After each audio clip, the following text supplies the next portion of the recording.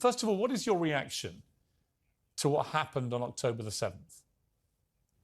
Oh, it was terrible, of course. I mean, we kind of get our news kind of also secondhand because, you know, my wife's family, they live in Gaza. They have cousins and uncles there, and their house also was bombed. We haven't been able to communicate with them for the past 3 days. Communication are lost.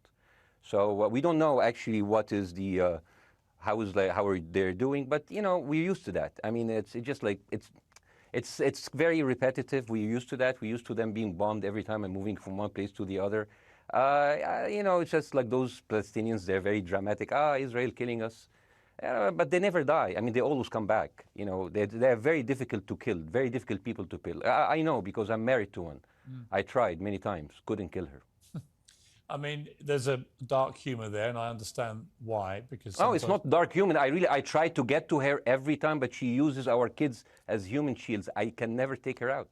I will be serious. I was watching your interview with Ben Shapiro, and I'll tell you one thing. Yeah. I think that Ben Shapiro is one of the smartest people who ever walked this earth. He's very, very smart. I follow him, and I believe everything he said. And when he came on your show, his solution was, and I quote, his solution was that the solution for this is for Israel to annex Gaza and to kill as many son of bitches as possible to make sure that this will never happen again.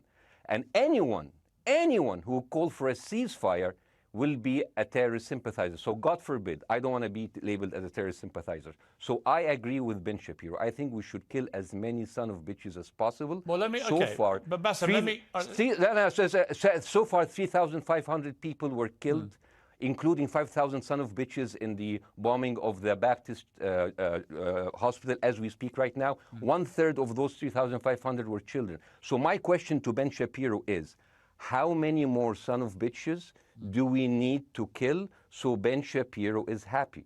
I agree with him.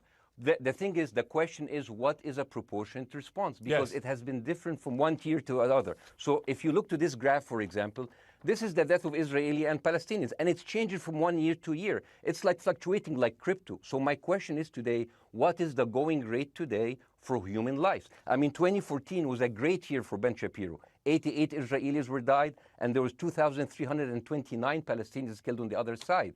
That is one Israeli for 27 Palestinians. That is a very good exchange rate. What I'm saying is, what is the exchange rate for today?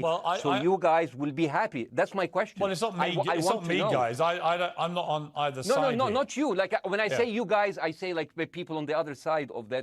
I know that you don't think like that, Pierre. You're one of the good guys. Hamas has absolutely no control in the West Bank. And since the beginning of this year, only through August, 37 Palestinian kids were killed. No music festival, no paragliding, no Hamas. Since the occupation of the West Bank, 7,000 Palestinians were killed. No music festival, no paragliding, no Hamas. I can go on and on and on and on. Amazing. So I would say I really applaud Israel for doing one thing that no military force in the world does. Because I heard Ben Shapiro and I heard Ron DeSantis, and they said Israel is the only military force in the world that warns civilians before bombing them. I mean, how fucking cute. That is so nice of them. Because with this logic, if Russian troops started warning Ukrainians before bombing their houses, we're cool with Putin, right? I mean, okay, Habibi, you have warned them, go invade. It's fine. You have done your job. No one wants a proportionate response. No moral person could possibly call for a proportionate response. The purpose of war is to defeat your enemy. The West has, in my lifetime, forgotten the purpose of war because the true cost of war is so terrible. The last time the West engaged in war and won it was World War II, and they did it through incredible brutality. They did it by bringing their enemies to heel. That is not a thing to rah-rah about. That's not a thing to look forward to. As I said, all decent people should avoid war. But I think the sort of lie of the post-World War II, the post-war consensus lie, is that somehow war in which you kill a bunch of people and don't secure victory is morally superior to war where you do secure victory. I would say that the only way to morally justify a war is to win it. Otherwise, the very argument that brought you into the war, this enemy must be defeated, ends up being proven a lie. I mean, Afghanistan, I think America had every right to go into Afghanistan. The Taliban was harboring Osama bin Laden and Al-Qaeda. Al-Qaeda flew planes into buildings in the United States, killed thousands of our citizens, brought the nation into untold agony, pain, and horror. America had every right morally to go in and destroy the Taliban and destroy Al-Qaeda. Yeah, but I would argue, the Taliban now rules in Afghanistan. The war was not won. But that's my point, actually. I've done a column about this tonight for The Sun here in the UK, which is I was editor of a newspaper when the Iraq War happened. I opposed it very aggressively as the editor of the paper. And sadly, we were borne out by events. It was a complete disaster, the Iraq War, in my view. It was illegally contested, I think. And the consequences were appalling in terms of loss of life, 1 million people, in terms of ISIS being allowed to breed and create their merry hell around the world, in terms of complete dismantlement of Iraq itself as a functioning country. And I think Afghanistan, again, 20 years of attacking an enemy, which is now running the country again, seemed to me, again, to be kind of pointless. And I do wonder whether Israel, in its blind fury, which I completely understand, has thought through the consequences of actually launching a full air, ground and sea offensive into Gaza as to actually what happens at the end of that. Well, I suppose Israel wasn't really given the opportunity to fully contemplate what the consequences of that action might be, because Israel didn't instigate this war. This war was instigated by a horrible terrorist attack on Israel, and a state is put in a position where it has to respond.